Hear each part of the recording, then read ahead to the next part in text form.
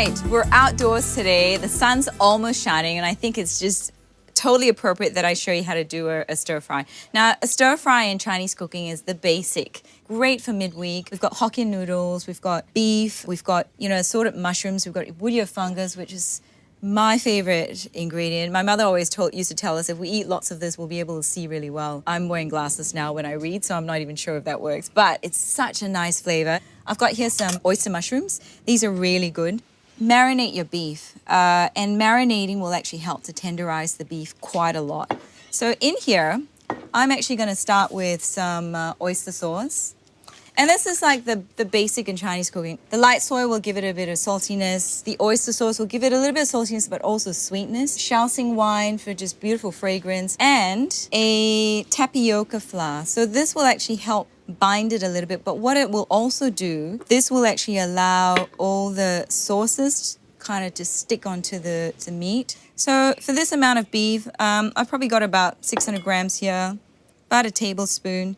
When you're marinating, you don't want to overdo it. You can always add to later because we don't want it to be too salty. A little bit of sesame oil, Shaoxing wine,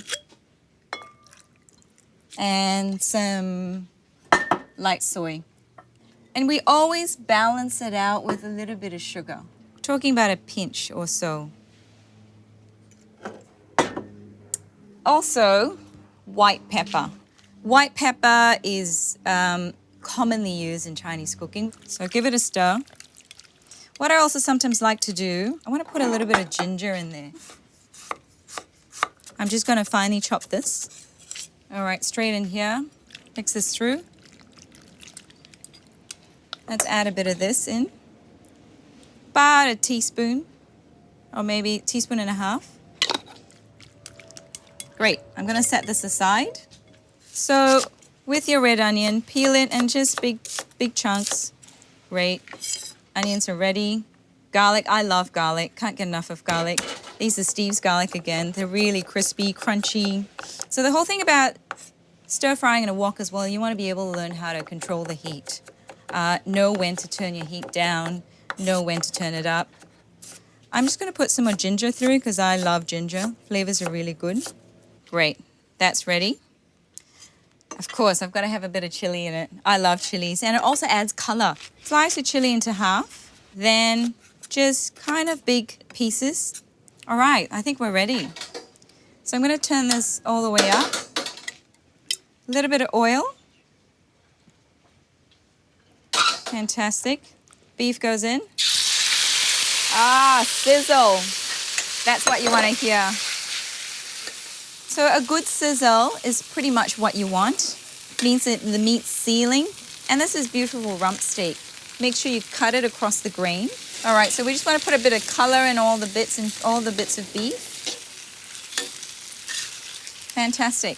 All right, I think it's enough. I think we're good to go. So I'm going to take the beef out and just set it aside. So put it back on the stove.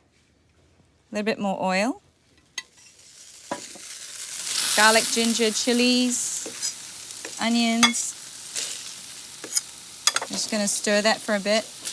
I think the idea also is you don't want to cook these vegetables, and I'm putting the onions in that same category, till it's soft and mushy. You're going to take the rawness out of it, but you still want that crunchy element. All right, we want a little bit of color, wilt it a little bit. That's great. Stems go in.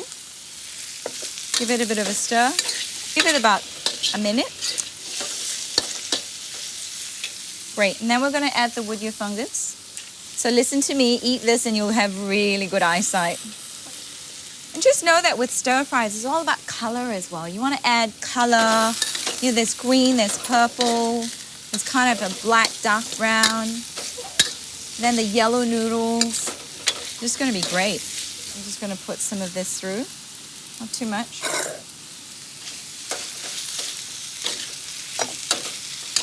What I often quite like to do is just deglaze a little bit with some Shaoxing wine. Great. Okay, noodles go in.